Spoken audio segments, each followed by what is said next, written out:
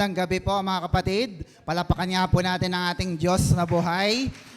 At salamat, sabihin sa katabi, salamat, nandito ka. Yan. Thank you so much po sapagkat tunay po na pinagpala po tayo ng ating Panginoon. And this time, we will just invest like 2 hours para po tayo po ay maging blessing din para po sa ating Panginoon at para po sa ating pamilya. Kaya makikinig po tayo ng mga salita ng Diyos. Amen po ba? Amen. So before we start, let me just give you once again our few reminders to please silence your phone. Yan, sapagkat para makaiwas po tayo sa mga distraction. And also, don't forget to bring your pen and your notebook. Meron po ba? Yan. So magsulat po tayo. Sabihin sa katabi, magsulat po tayo. Yan. May pagpapala pag nagsusulat tayo. Amen? And also, don't forget to invest and invite. Bring a family or friends in our church. At meron po tayong mga gawain. Meron po tayong online worship service din through Facebook. Huwag niyo po kakalimutan na i-share po yan. Mag-like din po kayo at mag-subscribe kayo sa ating YouTube channel sa The Master Teacher BS. Yung ating pong service ay every 6 in the evening, every Wednesday, at every 8 in the morning naman po, every Sunday, worship service po natin. So wag niyo po yung kakalimutan. Nanonood po ba kayo sa FB ng ating mga broadcast? Sino po nakakapanood na? Yan, bago po kayo lumabas mamaya, manood po kayo. Yan, para po matry po natin na makita yung mga sarili nyo. So, later on po, pag naglagay po tayo ng camera na front view naman yung mga audience, so makikita nyo rin po yung mga sarili. Pero yung mga tumatayo po dito, nakikita na po doon. Dahil po sa tulong ng ating multimedia team, palapakan naman natin sila. Salamat sa inyong buhay at pagpapagal. Amen po ba? So, don't forget to share that to your loved ones again. Once again. So, tayo po ay magsimula na sa gawain ng Panginoon. Handa na po ba kayo? Okay, kung handa na po tayo, ay sabay-sabay na po tayong magdeklara. In 3, 2, 1, go! In Jesus, I am super blessed. I am Macarius. Say it every day. Hindi mo kailangan isigaw ng isigaw yan, pero pag sinasabi mo lang, ito po ay magiging pagpapala sa iyong spirito, kaluluwa at sa iyong katawan sa ating buong pagkatao. Amen po ba? Amen. So let's begin. Are you excited today? Alright, so ang ating pong series pa rin is entitled The Most Powerful and Effective Prayer God Cannot Refuse to Answer. Part 6 na po. Yan ang layo na ng ating pag-aaral. Presenting your reasons and winning your case before God. No? So, ang question lagi natin ay, posible ba na may panalangin na hindi matatanggihan ng Diyos? Hello, kumbinsido na ba kayo? Posible. Sabihin sa katabi, posible. Yan. Ngayon, kung hindi mo pa alam, pakibalikan nyo na lamang po ang ating FB Live at ang ating YouTube channel para po masundan nyo po yung ating series lesson. Amen po ba? And don't forget to subscribe na rin po para po marami pa po ang mapagpala ng salita ng Diyos. So, let's read Isaiah Chapter 1, verse 18, sabi po rito, come now, no? Ang imbitasyon ng Diyos, come now, let us reason together, says the Lord. Though your sins are like scarlet, they shall be as white as snow. Though they are red as crimson, they shall be like wool. No? So ito po ang imbitasyon ng Diyos. Ang sabi niya ay ano, let us reason together. At ano po ang Hebrew word ng reason together? It means yakak. Sabi nga natin ulit, yakak. Yan, para manatili sa ating isip. It means to argue and decide together. So you present your case before God, and then after you have discussed things, then you decide together. No? So, however, next, we argue not that God can be found wrong, but rather God can be proven right. No? So hindi ka nakipagtalo para lang mapatunayang mali ang Diyos, kundi para mapatunayang tama ang Diyos sa ating mga buhay. Amen? Amen. So what's our proposition? Look at this. Next pa.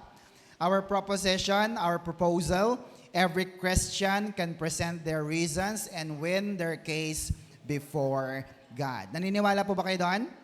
Kaya nyong manalo, kaya nyong makuha kung ano ang gusto nyo. Parang sa mga anak nyo lang yan. Nakita yung mga anak nyo mapipilit? Yan. Ganon po ang relasyon natin. Pagka nagpumilit yan, nakukuha naman nila ang kanilang gusto, lalo na kung ito ay ayon sa kagustuhan ng inyong mga magulang. Can you hear amen? And there are 7 ways to present our case or prayer with God. So, silipin ulit natin ang number 1, reasonable argument to win your case before God. Ano po yung number 1, everybody? Build your reasons based on God's Word. So, kung magrarason ka na rin lang, dapat ayon sa Bible. Can you hear amen? So anong ibig sabihin nito? Dapat marami kang alam na salita ng Diyos. Ang tanong, marami ka bang alam na salita ng Diyos? Kaya mong ipanalo ang iyong kaso sa Panginoon. Amen po ba?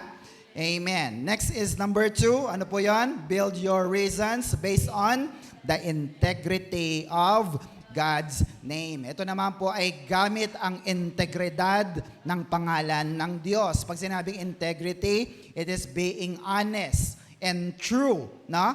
Sa kanyang mga ginagawa. So kapag ang isang tao ay totoo at honest, may integridad po yan. Can you hear amen? How much more ang Diyos pag sinabi niya, hindi siya nagsisinungaling. Ang tanong ay, mahalaga ba ang inyong pangalan?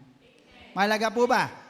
Amen. Naranasan mo na bang tawagin ka sa ibang pangalan? O, bansag. Alam mo yung mga bansag? Yung, hoy, kulot. Yeah. Hoy, liit. No? Hoy, ilong. No? Ano ba? Hoy, taba. Gumanti naman isa. Hoy, patpat. Anong problema? Diba? So, pangit. Diba? Kapag tinatawag ka sa ibang pangalan, sapagkat meron kang napakagandang pangalan. Can you hear amen? At minsan pa nga nakaka-offend. Amen po ba? So, let's discuss what is in a name. Ano po bang meron sa isang pangalan? Everybody? A name is the sum total of one's being. Ito yung kabuuan, suma total ng iyong pagkatao. Pag tinawag kang Isagani, nandun na lahat yun kung anong meron si Isagani. Can you hear amen? Pag tinawag ang pangalan mo, yun na yun. Can you hear amen? At sabi ko nga, importante ang pangalan, lalo na po sa mga tindahan kung saan kayo nangungutang. Tama ba mga kapatid?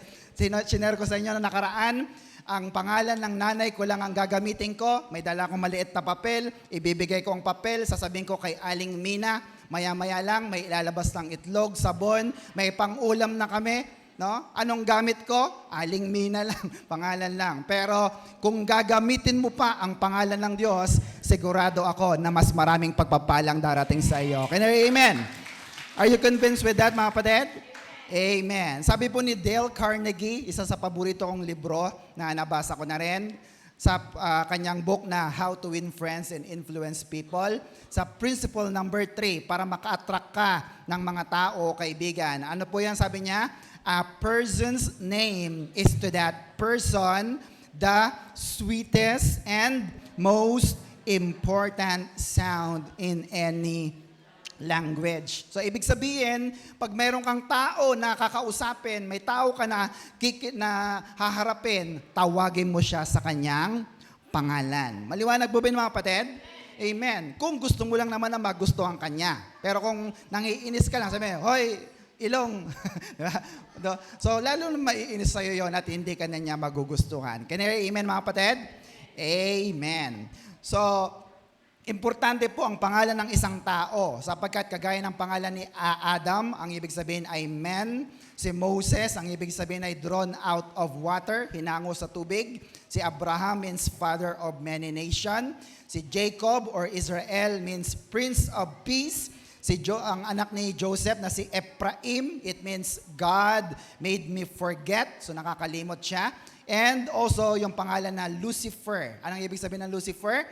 Son of the morning. Maganda yung meaning niya, kaya lang hindi po yun maganda ipangalan sa kung kanino man. Can you hear amen?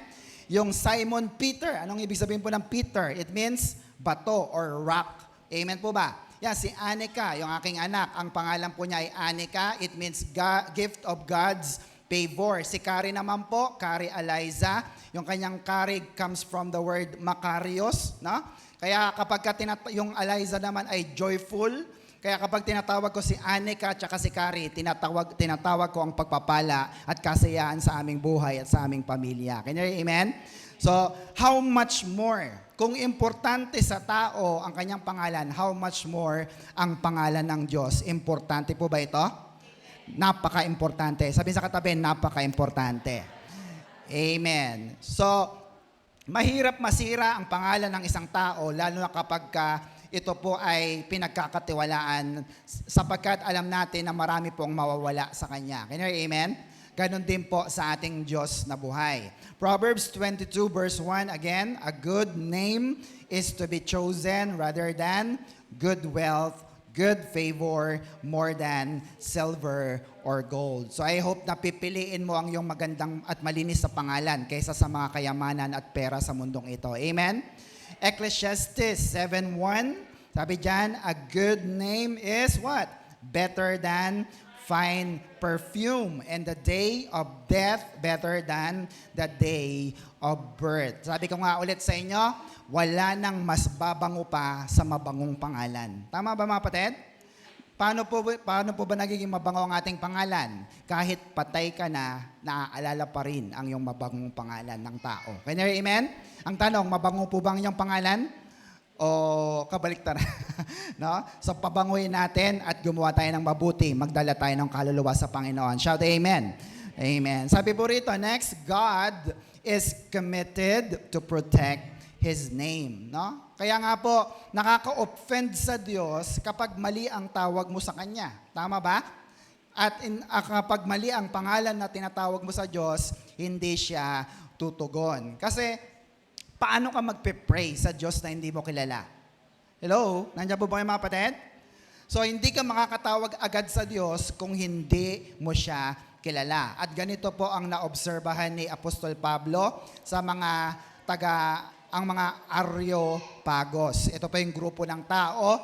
Sila po ay mga mahuhusay sa batas. Sila po ay patas sa batas. At sila rin po yung tinatawag na tribunal. Ito po yung court of justice kung saan nililitis ang mga tao. Kaya lang, matatalino sila at makadiyos sila, kaya lang may isa silang problema. Ano yon? Hindi nila kilala ang tunay na Diyos. Amen po ba? So tingnan natin, Acts 17:22-25. Paul then stood up in the meeting of the Areopagus and said, Men of Athens, I see that in every way you are what? Very religious. For I walk around and look carefully at your objects of worship, and I found an altar with this inscription. So, ang nakasulat po ay, to an unknown God. Sa Tagalog, sa Diyos na hindi namin kilala. So nag-ikot si Pablo doon sa kanilang templo. Sabi na, religyoso kayo? Kaya lang may napansin ako doon sa isang altar. Doon sa altar may nakasulat, sa Diyos na hindi namin kilala. So gusto nilang kilalanin ng Diyos, kaya lang hindi nila kilala. Sabi ni Pablo, now, what you worship as something unknown, I am going to proclaim to you. No? Sobrang religyoso sila, kaso hindi nila kilala ang sinasamba nilang Diyos. Can you hear amen? Amen po ba?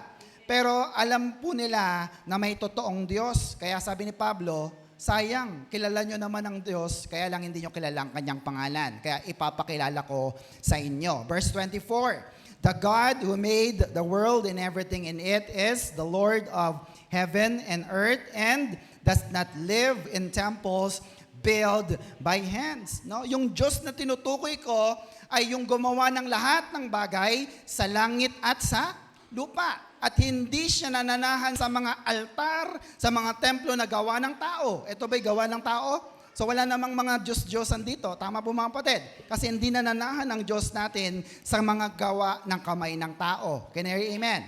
Amen. And He is not served by human hands as if He needed anything, no? Hindi ka naririto para na maglingkod sa Diyos. Kaya ng Diyos ang lahat ng bagay. Kaya lang bakit ka naglilingkod? Para ikaw ay mapagpala ng Diyos. Can you hear amen? Amen po ba? Amen. Because He Himself gave all men life and breath and everything else, no? So ang Diyos pa nga ang nagbibigay sa atin. Yung bang Diyos na kilala natin? Sabi lang, nandito na naman sa church, manghihingi na naman yung mga yan. Hindi po totoo yan. Kung ikaw man ay nagbibigay, kasi binibigyan ka ng Diyos ng pagkakataon na papagpala ng kanyang mga salita at ng kanyang kapangyarihan. Kanya, amen? Palapakan natin ang Panginoon. So, yun ang kanilang conversation. And in verse 29, talon tayo, Acts 17:29, therefore, since we are God's offspring, anak ba tayo ng Diyos? Anak na tayo ng Diyos. Amen? We should not think that the divine being is like gold or silver or stone. Ano daw yon? An image made by man's design and skill. No? Ang buhay na Diyos daw hindi gawa sa ginto, hindi gawa sa pilak, hindi gawa sa bato, at hindi, yung gawa sa imahe. Amen po ba mga kapatid? Amen. 30, in the past, noon, God overlooked such ignorance. Pinabayaan lang ng Diyos noon na, sige, gawa kayo ng gawa. Pinabayaan ng Diyos. God overlooked onto that. Pero sabi niya, but now, ngayon, He commands all people everywhere to repent. Ano po ba yung repent? Change of the mind for the better. Pagbabago ng isip. So, nagbago dapat ang isip. Tanong, nagbago bang isip natin? Amen. Hindi na tayo sumasamba sa mga imahe, bagkus sumasamba tayo sa Diyos na Espiritu at katotohanan. Pumalakpak nga po ang sumasamba sa Diyos na tunay.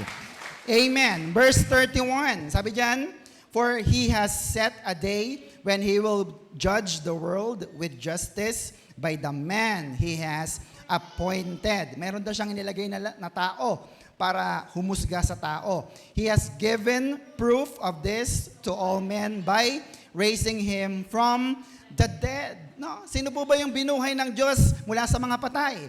Sino po? Walang iba kundi ang ating Panginoong Jesus. At siya rin ang husga sa lahat ng mga tao. Can I hear amen? Wala na pong iba. Pero gaya po ng marami, kapag naririnig nila ang mga katuruan patungkol po sa Diyos, sa mga imahe, sa mga ribulto, usually, ano nangyayari sa mga tao? Nagsasara ang tenga. Ayokong pakinggan yan. No? Tama po mga kapatid? At ganito nga po ang nangyari sa kanila. Sa verse 32, sa Good News Bible. Sabi diyan, when they heard Paul speak about raising from death, some of them made fun of him. Pinagtawanan po siya. And but others said, we want to hear you speak about this again. No, yung iba naman, hindi nagtawa. Yung iba, sige, gusto pa naming pakinggan kung anong sasabihin mo, Pablo. Can I hear amen? Amen. So, God is committed to protect His name. No? Pero ang gusto niya, siya lang ang gagamit ng kanyang pangalan. Wala siyang plano na ipamahagi o i-share ang kanyang pangalan. Can I hear amen? Bakit? Sabihin niyo po sa akin kung bakit. Kasi baka masira lang ang pangalan ng Diyos. Tama po ba? Isaiah 42 verse 8, I am the Lord. Ano sabi niya? That is my name. Ang pangalan niya ay Lord. I will not give my glory to anyone else. I will not share my praise with carved idols. Ano po ba yung carved idols? Mga Diyos-Diyosan. Pag sinabing Diyos-Diyosan, anong ibig sabihin? Hindi tunay na Diyos. No? So walang plano ang Diyos, ang tunay na Diyos na ipahiram, i-share o ipagamit ang kanyang pangalan sa mga tao o Diyos-Diyosan. Ayaw niyang masira ang kanyang pangalan. Maliwanag po ba mga kapatid? Amen. Kaya sabi ko nga nakaraan, kumbaga sa mga stores, mga fast food chain, franchise ang kanilang ginagawa. Iniingatan kasi ng store na yon yung kanyang pangalan. Can you hear amen? Amen po ba mga kapatid? So, kapag hindi ito ginawa ng mga stores, kagaya ng Jollibee, ng McDonald's, masisira ang kanilang pangalan at wala nang pupunta sa kanila. Can you hear amen? Kaya po, ganun ang ginagawa nila. They share it. Pero sa Diyos, sabi ng verse, wala siyang plano na i-share ito. Kanya lang. Can you hear amen? Amen po ba? Amen. At sabi pa ni Prophet Jeremiah 1:12, then said the Lord to me, you have seen well, for I am alert and active. Ano sabi? Watching over my word to perform it. Sa Tagalog, pinapanood ko ang aking mga sinabi, ang aking mga sinalita para sinong tutupad? Siya rin, ang Diyos din. Can you hear amen? To perform it, no? Bakit? Kasi nakataya ang pangalan ng Diyos sa kanyang mga pangako. Can you hear amen? Tanong, may pangako bang Diyos sa inyo? Nabasa nyo ba sa Bible? Number 1 principle. Angkinin mo yan. At kapag inangkin mo, ako ay super blessed Lord. Luke 11:28. No? Ito'y gagawin ng Diyos ayon sa kanyang kapasyahan at tamang pagkakataon. Can you hear amen? Palapakan natin ang Diyos na buhay. So, ang tanong ay, bakit natin dapat kilalanin ang pangalan ng Diyos? No? Kilala nyo na po ba ang Diyos? Yung iba po, kilala nyo na po bang Diyos? So, bakit pa natin dapat kilalanin ang kanyang pangalan? Alam niyo po ba kung bakit? Kasi kilala ka ng Diyos. Unfair naman. Tama ba mga kapatid?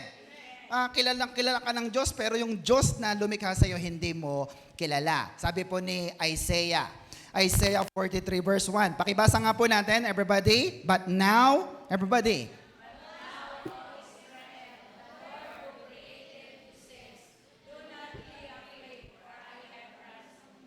Amen. Ang ganda. Ang kausap ng Diyos, Israel. Sino ang Israel? The people of God. At ang sabi niya, sabi ni Lord, do not be afraid, for I have ransomed you. Tinubos ko na kayo. I have called you by name. You are mine. Hallelujah. Kilalang kilala ka ng Diyos at akin ka, sabi ng Diyos. Can you hear amen? So dapat kilalang kilala mo rin ang lumikha sa iyo. At natutunan, sabi ng iba, pastor, para yan sa Israel, para yan sa mga Hudyo. Hindi po totoo. Natutunan na natin na dahil kay Kristo, Hudyo man o Hintil, pantay-pantay na. Can you hear amen? Ang tawag doon ay Christian. Sabi mo nga Christian. Basahin natin, Galatians 3 verse 28. There is no longer Jews or Gentiles, slave or free, male or female, for you are all what? Christians, and you are one in Christ Jesus. Maliwanag po ba yon? So, wala ng Hudyo, wala ng Hintil, pantay-pantay na Christian. 29. And now that you belong to Christ, you are ano daw? Ang ganda. True children of Abraham. Aba, Hudyo na ako. Hindi naman. Ang tawag sa iyo ay spiritual Jews or spiritual Israelites. Amen po ba? Naging anak ka na, totoong anak ka na ni Abraham. You are his heirs. Tagapagmana. Wow, mayaman bang bansang Israel? Kahit sa panahon natin ngayon? Grabe. Yung lahat ng mga mamanahin ni Abraham doon, pwede rin nating manahin ayon sa kalooban ng ating Diyos na buhay. Can you hear amen? And now, all the promises God gave to him, what? Belongs to you. Nakita niyo po yun mga kapatid? Lahat ng pinangako ng Diyos sa bayan niya, sa Israel, pwede ring mapunta sa lahat ng kumikilala kay Kristo. Shout amen. Palapakan natin ang Panginoon. So, ang 1 million question ay ito. Sino ba ang Diyos mo? Who is your God? Sino ba siya? Ano ba ang kaya niyang gawin? Anong pangalan ng Diyos mo? Hello? Anong pangalan ng ating Diyos? Jesus. Ano ba ang kaya niyang gawin? Yan bang Diyos mo kaya kang pagalingin? Yung Diyos mo ba kaya kang payamanin? Hindi ka pagkukulangin sa iyong pagkain? Amen. Yan yung Diyos na pinaglilingkuran namin dito. Can you hear amen? Kaya pag kilala mo ang Diyos, sigurado ka, confident ka na ikaw nga ay tinawag ng anak ng Diyos. Can you hear amen? Palapakan natin ang ating Panginoon. So pag nag-pray ka sa Kanya, tumawag ka sa Diyos, papakinggan ka rin ng Diyos. Ano po ba ang ikatlong utos ng Diyos sa 10 utos? Exodus 20 verse 7. Ikatlong utos, you shall not misuse the name of the Lord your God. Sorry. Yan. Your God. For the Lord will not hold anyone guiltless who misuse His name. Sa Tagalog, huwag niyong gagamitin, huwag niyong babanggitin ang pangalan ng Diyos sa walang kabuluhan. Amen po ba mga kapatid? Pag ginawa mo ito, niloko mo ang pangalan ng Diyos, guilty ka at paparusahan ka ng Diyos. Amen po ba? Isa sa series na naituro ko na nakaraan is yung Foundation for Right Living, Honoring God's Name. At papakita ko lang ulit sa inyo yung mga natutunan natin noong nakaraan. So, bakit ba natin dapat parangalan ang pangalan ng Diyos? Question, ito po. Why should we honor God's name? What is our answer, everybody? Because God is so sensitive about His name. Pag sinabing sensitive, makanti mo lang, aba!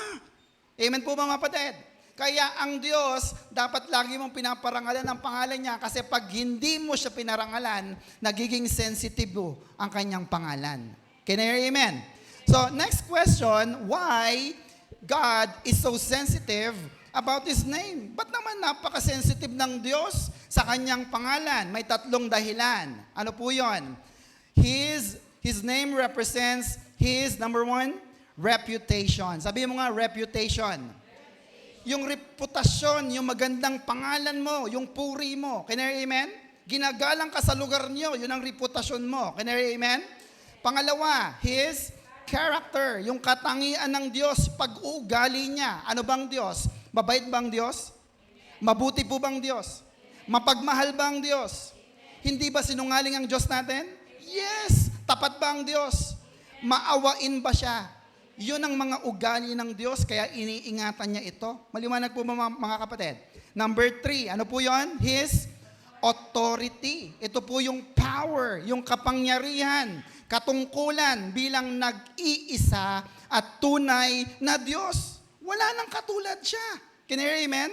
Kaya kung ang Diyos na kilala mo ay Diyos na hindi nagsisinungaling, wala nang ibang Diyos na kilala ang Diyos na katulad pa niya. Maliwanag po mga kapatid. Iisa lang siya. Sabi sa katabi, iisa lang siya. Amen. So, sabi po rito, Leviticus 24 verse 10. Bakit napakaseryoso ng pangalan ng ating Diyos na buhay? Leviticus 24:10.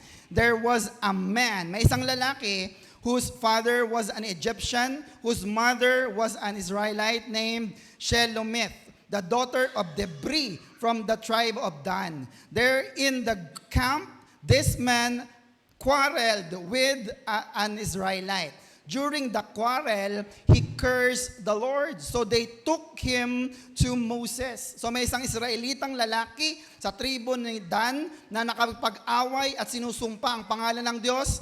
Pero dinala nila sila kay Moses. At anong sabi ni Moses? Verse 15, then tell the people of Israel that anyone who curses God, ano daw? Must suffer the consequences. 16, and be, ano daw? Put to death, mamamatay. Any Israelites or any foreigner living in Israel who curses the Lord shall be, ano daw? Paano mamamatay? Stoned to death. At hindi magandang kamatayan yon. Tama po ba mga kapatid? Babatuhin ka hanggang sa mamamatay ka by the whole community. So, napakita ko na po last time na napaka-importante ng pangalan ng Diyos. Can I hear amen? So again, let's look at it. Bakit nga po ba naging Yahweh or naging Jesus na ang pangalan ng Diyos? Kasi nung una, ang pangalan ng Diyos ay ano? Next? YHWH. Sabi nga natin, YHWH. So yung apat na letra na to is not a word. Hindi po siya salita, kaya mahirap siyang bigkasin. Can I hear amen? Amen po mga kapatid.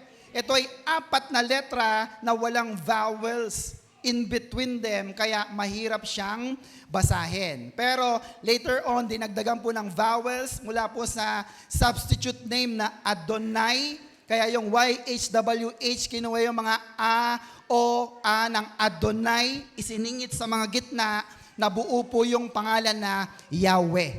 And eventually, naging Jehovah, and later on ay naging Jesus. Can you hear amen? So balikan nyo na lamang po doon sa part 5 natin para makita nyo po. So madami bang pangalan ng Diyos? Hindi po. Sabi sa katabi, iisa lang. Let me give you the proof. Zechariah 14 verse 9. And the Lord, sabi diyan, YHWH, shall be king over all earth. In that day shall there be one Lord, YHWH. And His name, ilan daw? One. No? Not two, not three, but one name. Maraming titulo, yes. Pero ang pangalan niya ay nag-iisa lang. Sabi po, pero during that time of Zechariah, hindi pa sinasabi kung ano yung isang pangalan na yon. Amen po ba? Amen. So, totoo pong may pangalan ang ating Panginoon. Next, before it was named YHWH, pero ito po'y napakabanal para sa mga Hudyo. So, they look for substitute, kagaya po ng Hashem. Anong ibig sabihin? The name. Sa pangalan mo, O Diyos. No? Or Shem Hamephorash, the indescribable name. Pero hindi nila ginagamit ang YHWH. Bakit? Ayaw nilang maparusahan. Amen po mga kapatid? Amen. Tsaka po, wala naman po itong tamang bigkas kasi nga ang YHWH ay hindi salita. Sabihin natin sa katabi, hindi ito salita. Amen. Hallelujah. So, today, ang mga Hebrew naman po, ang ginagamit na nila ay Yahweh. Sabihin nga natin, Yahweh. With the expanded name in the New Testament, that is Yeshua. Ang ibig sabihin po ng Yeshua ay ano? Jesus. Kaya po, yung Yeshua, ang ibig sabihin ay Ye means Yahweh, Shua means Jesus. Pag pinagsama mo yon, it means Jesus saves. Amen po mga kapatid? So all along, yung sinabi ni Zechariah kanina na YHWH na isang pangalan, ito pala'y walang iba, kundi ang pangalan ni Jesus. Palapakan natin ang pangalan ng Panginoong Jesus. Can you hear amen? So from Zechariah, Prophet Zechariah to Matthew in the New Testament, nagkatotoo ang pangalan. Matthew 1:21. Nakakasunod po ba kayo? Amen. Look at this. And she shall have a son, and you are to name him. Anong pangalan? Jesus. Sabi nga natin, Jesus. For he will save his people from their sin. No? Alam na alam ng Diyos ang gagawin ni Jesus. Anong gagawin ni Jesus? Iligtas ang lahat sa kanyang pangalan. Can you hear amen?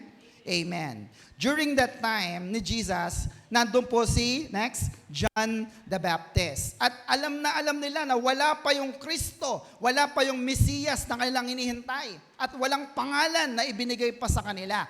Pero nung tinawag na siya ng Diyos, isinugo na siya ng Diyos, ipinakilala niya na ang Kristo. Basahin po natin. John chapter 1 verse 1. Sabi ni John, in the beginning, sa creation, was the Word. And the Word was with God. And the Word was God. Nakita niyo po yon? Sa pasimula ay ang salita. Amen po ba? Ano ba yung salitang sinasabi ng Diyos kanina rito? Yung YHWH na hindi mabanggit-banggit kasi wala pa nga po, sa pasimula pa lang. And the Word was with God, and the Word was God. Sabi nga po natin, Word. Ang Greek word po na salitang word is logos. Sabi nga po natin, logos.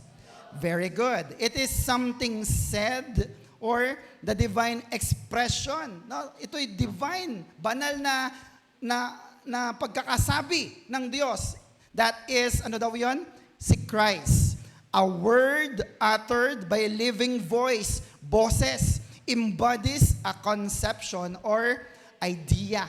No? So, ito pala yung tinutukoy kanina na YHWH, hindi pa siya salita, pero merong concept, merong idea kung anong meaning ng YHWH. At pinakita ko na kanina, it means ano daw? Jesus. Sabi nga natin, Jesus! Amen. Sa Tagalog, ano po yun? Berbo. Sabi nga natin, berbo. Yan. Sa word na berbo, sinalita. Verse 2, He was with God in the beginning. Through Him, all things are made. Without Him, nothing was made. Nothing that has been made. Verse 4, in Him was life, and that life was light of men. 5, the light shines in the darkness, but the darkness has not understood it. No? Dumating na yung ilaw, dumating na si Kristo, dumating na si Jesus, pero hindi pa rin ito naiintindihan ng marami. Talon tayo sa verse 14. John 1:14. Nasusundan niyo po ba? Ito po ang sabi, the Word became, ano daw? Flesh. Yung salita ay naging flesh, naging tao, naging laman, and made His dwelling among us. We have seen His glory, the glory of the one and only, who came from the Father, full of grace and truth. Talon tayo sa verse 17. For the law was given through Moses. Grace and truth came through Jesus Christ. Pinakilala na yung word, yung pangalan. Yung batas galing kay Moses, yung 10 utos, pero yung grace and truth, biyaya at katotohanan, galing kay Kristo. No one has ever seen God, but God is the one and only who is at the Father's side. He made Him known. No? Dahil kay Kristo, dahil kay Jesus, ipinakilala niya ang Diyos na nasa langit. He made Him known. Can you hear amen, mga kapatid? So, question is this. Next, what names should we use then to address God?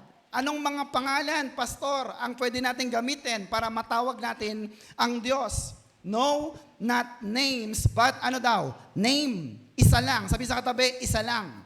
At ano pong pangalan na yon? Use the name of, everybody, Jesus. Sige nga, isigaw natin, Jesus! Amen po ba, mga kapatid? Bakit? Sapagkat sa pangalan ni Jesus, ito ay sukat na tayo'y maliligtas. Can you hear amen? Pag sinabi mong Gani, pag sinabi mong Anika, wala po yan. Pero pag sinabi mong Jesus, pwede kang maligtas dyan. Can you hear amen? Look at this, Matthew 1:21, again, everybody. And she will have a son, and you are to name him, ano daw? Jesus, for he will save his people from their sin. Ang pinakaklaro, ang pinakamalinaw na pangalan na ibinigay ng Diyos, hindi title pangalan para ikaw at ako ay maligtas, ay walang iba. Ladies and gentlemen, kundi ang pangalan ng Panginoong Jesus. Palapakan natin ang Panginoon. Kung wala si Jesus, walang pangalang Jesus, hindi ka pupunta sa langit. Can you hear amen? Amen po ba? Acts 4 verse 12. Look at this. Jesus is the only one who can save people. Sabi ba, may kasama pa siya? Wala na. Sabi diyan, only one who can save people. His name is the only power in the world that had been given to what? Save His people. We must be saved through Him. Gusto mo maligtas? Dapat sa pamamagitan ni Jesus. Sapagat ito lang ang kaisa-isang pangalan na binigay, sukat ikaligtas ng lahat ng tao. Can I hear amen? Sabi sa NIV, there is salvation in no one else. God has given no other name. Sabi mo nga, no other name. Diba? Walang pangalan na iba under heaven by which we must be saved. So there's no other name by which you can be saved, none other than the name of Jesus. Palakpan naman natin si Jesus. Masaya ba kayo? Naligtas kayo dahil kay Jesus? Bakit? Sapagat ang pangalan ni Jesus ay makapangyarihan. Tama po ba, mga kapatid? John 14:14. Tingnan mo ang kapangyarihan na to. Yes, ask, pray, anything in my name. Kaninong pangalan? Jesus, and I will do it. Ang nakaka-intrigang word dito, yung salitang anything. Talaga? Kahit ano, basta sa pangalan ni Jesus, hiningi, ibibigay ng Diyos? Yes. Amen po ba, mga kapatid? Pero hindi porque masama, gusto mo, ay ibibigay ng Diyos. Dapat ayon sa kalooban ng Diyos. Ito po yung abiso, 1 John 5:13-14. I write these things to you who believe in the name of the Son of God. Sino yun? Jesus. Naniniwala ba kayo sa pangalan ni Jesus? Ayan, itong sabi ni John. So that you may know that you have eternal life. 14. This is the confidence we have in approaching God. And if we ask anything, sabihin nga natin, anything, according to His will, ayon sa kanyang kagustuhan. No? Anong sabi ng Biblia? He hears us. So hindi lang basta pray lang ng masama, ibibigay na ng Diyos. Hindi po ba? Amen po ba, mga kapatid? Kundi ayon pa rin sa kalooban ng Diyos. Pero tingin po kayo sa akin, I tell you, hindi ka tatawag sa pangalan ng Diyos kung hindi mo kilala ang Diyos. Can you hear amen? Kaya yung iba, Mag-pray ka nga, brother. Mag-pray ka nga, sister. Hindi ako marunong. Alam niyo po ba kung bakit? Kasi hindi niya kilala kung sino yung Diyos na kanyang tatawagan. Amen po mga kapatid. Sabi ng iba, ang Diyos ng iba ay maliit na Diyos. Ang Diyos nila ay tao lang. Pero tayo, ang Diyos natin ay Diyos na nagkatawang tao. Walang iba kundi si Jesus. Amen po ba? Hindi siya tao lang. Siya ay dating Diyos, kaya nga nagkatawang tao. Dati siyang Diyos na naging tao. Maliwanag po mga kapatid. At ngayon ay sumama sa atin para ikaw at ako ay maligtas. Palapakan natin ang Panginoon. Are you convinced with that? Amen. Malapit na po ang matapos. Supposedly, there are, tingnan niyo po ito, hundreds of names of God. Napakarami ang pangalan or titulo ng Diyos sa Biblia, kung babasahin niyo po yan. But these names are actually titles. Sabihin mo nga titles. Yan, parang sa mga tao, tinatawag silang attorney, di ba? Engineer, architect, doctor, madam, sir. Amen po ba mga kapatid? Ganda, pogi, di ba? Sapagat ginagawa ito para gumanda o bumango ang pangalan ng isang tao. Can you hear amen? Masarap pakinggan sa tenga. Masarap pa pakinggan? Amen po mga kapatid. Kaya nung nakaraan, di ba, sinabi ko, anong mas maganda? Brother Ruel o Engineer Ruel? Ay, talaga. Na, masarap sa pakiramdam na, hindi na pa si Honorable, Andiyan po ba yung mga kapatid? Yes. Kasi nga po, ginagamit nila ito para din maiwasan ang pangalan ng Diyos, hindi sila magkasala, at the same time ay napupuri pa rin nila ang Diyos. Can you hear amen? So, pastor, binagay na palang pangalang Jesus, bakit pa natin inaaral yung mga pangalan ng Diyos? Ito na lang, Jesus na. Okay lang po ba sa inyo yan? Okay naman. Kaya lang, sabi po rito, next po, bakit natin inaaral? Because the way to know God better is to get to know the names of God. Bakit? Because the better you know these names, the more you trust God and the more you will love God. Amen po mga kapatid? Pag alam mo ang lahat ng kanyang mga katawagan, lahat ng kanyang mga pangalan, mas makikilala mo siya ng mas malalim, mas mamahalin mo siya ng todo, at ikaw ay lalong maglilingkod sa ating Panginoon. Shout amen. Palapakan natin ang Diyos na buhay. Pakibasa po natin ito. Next po. Everybody. God's name. Yan, everybody. God's name is important because it reveals His character and promises to us. The name with which God introduces Himself in the scripture helps us when we address Him in prayer.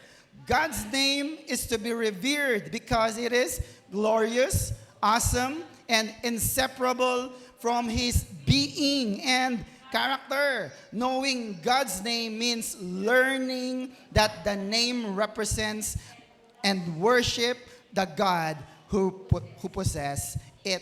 No? Bakit mo inaaral ang pangalan ng Diyos? Para malaman mo yung kanyang karakter. Malalaman mo ang kanyang pangako. Baka meron pa rin dito ang nagsasabing, Lord, pagalingin mo ako. Hello? Pinagaling ka na ng Diyos. Ang problema, hindi mo lang nabasa. Amen po ba? Amen po ba mga kapatid? Pero kung alam mo ito, mangyayari na ito sa iyong buhay. Can you hear amen?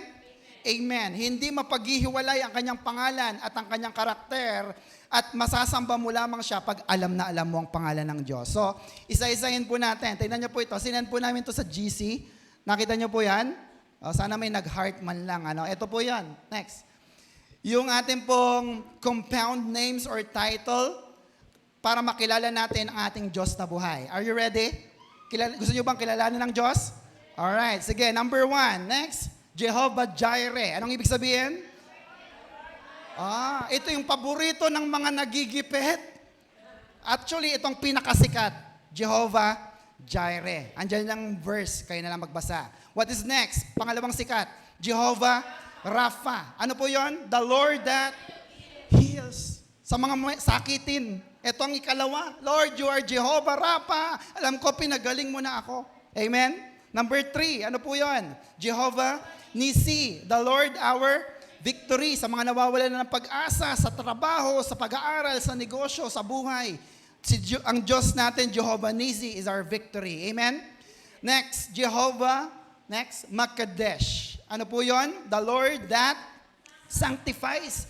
Binabanal ka ng Diyos. Kaya pag pinatayo ka rito, huwag kang mahihiya. Sabihin sa katabi, huwag kang mahihiya. Binabanal ka ng Diyos. Can you amen? Saan? Hindi sa katawan, hindi pa sa iyong kaluluwa, kundi sa iyong born again spirit. Shout amen. Amen. Next, ano po yon? Jehovah Shalom. Familiar? Shalom. Ang ibig sabihin po, the Lord, our peace. O, kapag magulo na yung utak mo, hindi mo na alam kung paano i-budget, hindi mo na alam kung paano pagsamasamahin ang mga patong-patong na problema. Lord, you are my Jehovah Shalom. Give me peace. Amen? What else? Next, ito po yung kinorek natin. Jehovah Sabaoth. Ang ibig sabihin, the Lord of hosts. Pag sinabing Lord of hosts, makapangyarihan sa lahat ng nilikha, maging sa mga anghel man at demonyo. Amen po ba? At alam niyo po sa Bible, ang isang anghel po kayang pumatay ng libu-libong tao. Pero ang lahat ng milyong-milyong anghel ay under sa pangalan ni Jesus. Can you hear amen? Amen po ba? So siya po yun. Next, Jehovah Elyon. Ano pong ibig sabihin ng Jehovah Elyon? The Lord Most High.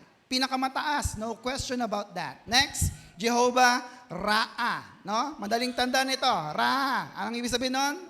The Lord my shepherd. No? Ang aking pastol. Kayo ba'y masaya pag ang Panginoon ng pastol? Bakit? Psalms 23, may pangako siya. Tama po ba? Anong pangako? Pag siya ang iyong pastol, hindi ka magkukulang. Palakpakan naman natin ang Diyos na buhay. Amen po ba mga kapatid? Doon ba yun sa Psalms 23? Oo, doon nga. Andiyan po ba yung mga kapatid? Next, Jehovah Hosenu. Ang ibig sabihin po ay ano? The Lord, our Maker. Importante to. Kasi kapag yung gulong-gulo ng isip mo, parang tingin mo ay babagsak na ang buhay mo, magbubukas ang Diyos ng pintuan. He is the way maker. Can you hear amen? Amen po ba mga kapatid? Sa tingin mo, parang sasabog na ang buhay mo, mawawasak ka na, ang Diyos ay gagawa ng fire exit para ikaw ay alisin sa lugar na iyon. Can you hear amen? He will rescue you. Next, Jehovah Chidkenu. Sabi nga natin, Chidkenu. Anong ibig sabihin? The Lord, our righteousness. No? Kung feeling mo, Lord, ang sama-sama ko na, no. Jehovah Chidkenu is your God, God's righteousness. Can you hear amen? The Lord is our righteousness. And finally, Jehovah Shammah. Sikat din ito. Anong ibig sabihin? The Lord is present. Madaling tandaan, pag Jehovah Shammah, Shammah ng Shammah. Kaya hindi siya nawawala. Amen po mga kapatid? At least, pag nag-pray ka na, mababago ng prayer mo na, Lord, pagalingin mo ako. Hindi na eh. Lord, you are the Jehovah Rapha. You are the God who heals us. And we claim we are healed in Jesus' name. Pa-Hebrew word na siya. Nandiyan po ba yung mga kapatid? Depende sa pangangailangan mo. Hindi mo kailangan kabisaduhin to eh. Amen po ba? Ano bang lagi mo kailangan? Pera. O the Jehovah Jireh. God provide. Amen? Sakit karamdaman. Ano? Jehovah Rapha. Kailangan mo ng kasama na tatakot ka. Jehovah Shammah. Shammah ng Shammah. Nandiyan po ba mga kapatid? Yan. So, depende sa iyong pangangailangan. At pag natanim sa isip mo, ganun palang Diyos, ito palang Diyos, gamitin mo ang kanyang pangalan at lahat ng iyong hihilingin ay pagkakaloob ng Diyos sa iyo. Shout amen. Palapakan natin ang Panginoon. So next time you pray, pwede mong gamitin ang mga pangalan na ito. Amen po ba mga kapatid? May natutunan po ba kayo? Next week, yan, to be continued po, ito na talaga the life application of our subject na i-apply ang pangalan ng Diyos. May natutunan po ba kaya? Okay. Next, what is our Macarius challenge? Once again, everybody, use the name of Jesus in all your prayers. Isa pa ba't malakas? Use the name of Jesus in all your prayers. Pray for blessing using the name of the powerful name of Jesus. Use the compound names, the titles of God, Jehovah Rapha, Jehovah Nisi, Jehovah Jireh, and you will receive it because God has the integrity to answer all your prayers. Shout amen. Palapakan natin ang ating Diyos sa buhay. Tayo po'y tumayo, tayo po'y manalangin. Hallelujah.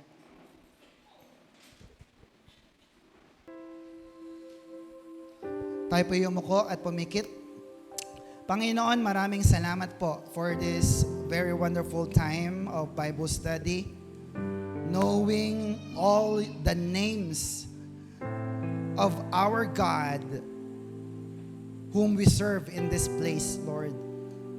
Lord, salamat po sapagkat the more na nakikilala namin ang mga katawagan sa iyo, mga titles mo, mga pangalan mo, mas lalo naming nauunawaan kung sino ka talaga, Panginoon. Kung anong kaya mong gawin para sa iyong mga anak.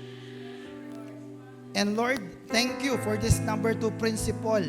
We can reason out, we can pray out loud using the integrity of your name. Sapagkat pag mga sinabi ka, Panginoon, gagawin mo ito ayon sa iyong kalooban. Kaya Lord, ang aming prayer ay laging, Lord, nawa ang aming iniisip, nawa ang aming hinihingi ay ayon sa iyong kalooban. Sapagkat pag ito'y ayon sa iyong kalooban, God's will is God's best. Kaya Panginoon, salamat po sapagkat tunay na pinataas mo na naman ang antas ng aming pananampalataya. Salamat sa mga kapatid ko na dinala mo sa lugar na ito. Alam namin na hindi lang itong umpisa, kundi ito pong patuloy na mag-aaral sila ng iyong salita upang lalo kanilang mahalin, paglingkuran, Panginoon. At patuloy po na ipahayag ang mabuting balita ng kaligtasan. Lord, narito po ang aking mga kapatid, nakataas ang kanilang mga kamay, ibuhos mo pong masaganang biyaya at pagpapala sa kanila at sa kanilang buong pamilya.